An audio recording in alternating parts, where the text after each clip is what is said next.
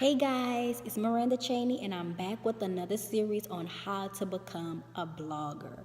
Now, you don't necessarily have to be interested in being a fashion blogger. This video is for any type of blogger.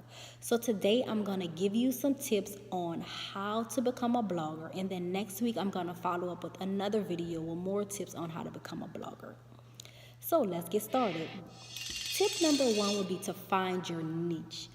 What type of blogger do you want to become? You can be a travel blogger. Maybe you travel a lot for work or travel on your personal time, and you want to start documenting your travel and writing about it. Maybe you want to talk about corporate America, your life in corporate America. You maybe want to be a mom blogger. Maybe you may be a stay-at-home mom and you want to talk about your life as a mom and a stay-at-home mom. So whatever you talk about, whatever you decide, make sure you're passionate about it, because blogging contains a lot of writing. So whenever you write, you definitely want to make sure it's something that you love and it's something that you're passionate about. So definitely find your niche. After you find your niche, you can come up with a name for your blog. That would be tip number two.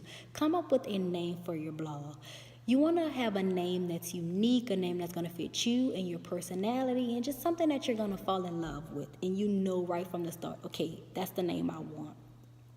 Now, I would say don't overthink it, because if you're consistent with your blog and if you come up with great content when you're writing, people love it just as much as you.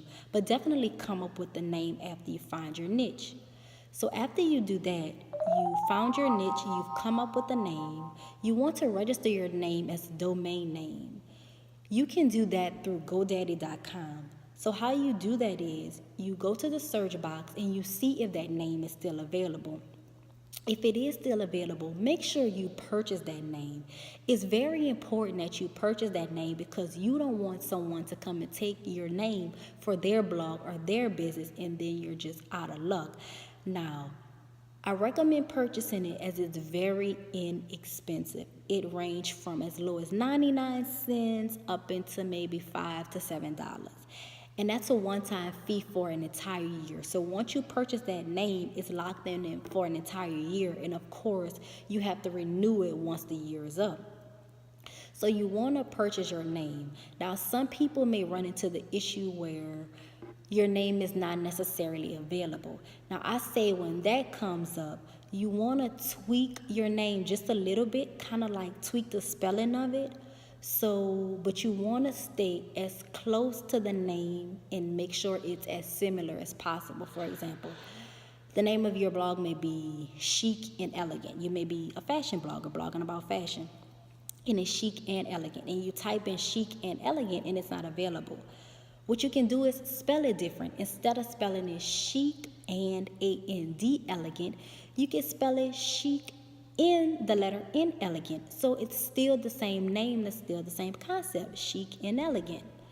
So I would definitely recommend doing that, coming up with something that's as similar and as close as possible. You don't want to do a 360 and completely change your name. And after you do that, my next tip would be to start building your website after you purchase your domain name. Start building your website. You can do it through WordPress. WordPress is actually like the most popular website to host a blog. Like, research shows that WordPress is the number one site when you decide to become a blogger. But there are other sites such as Squarespace, which is really easy to maneuver. There's Wix. And you can also purchase a WordPress site through GoDaddy. GoDaddy is the hosting site. So you can go through GoDaddy and purchase a WordPress site, and it's really inexpensive. I remember I purchased a site for $12 for the entire year, which was $1 a month. And I paid the entire $12, and I didn't have to worry about paying a fee anymore. So definitely think about that. And it's really easy to build. I mean, it is going to take some time, especially if it's your first time building your website, but it's still easy to build. Also, if you want to hire a web designer, that's also another option, but that's only if it's in your budget.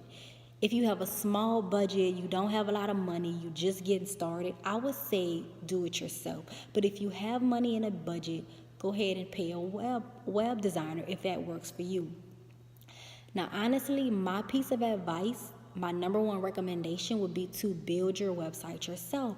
And I say that because when you build it yourself, you learn the process of building a website. So that way, in the next go round, when you do decide to hire somebody to build your website, you know what you're looking for, you know what you want, you have expectations. You're not completely lost when somebody builds your website and then they give it to you. You can say, oh no, this should be different.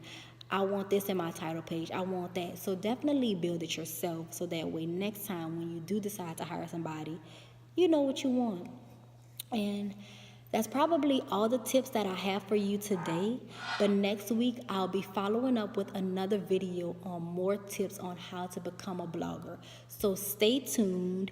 And before you leave, make sure you hit the subscribe button, because I'll be putting out more great content, more great videos to help you. And I will see you next time. Bye-bye.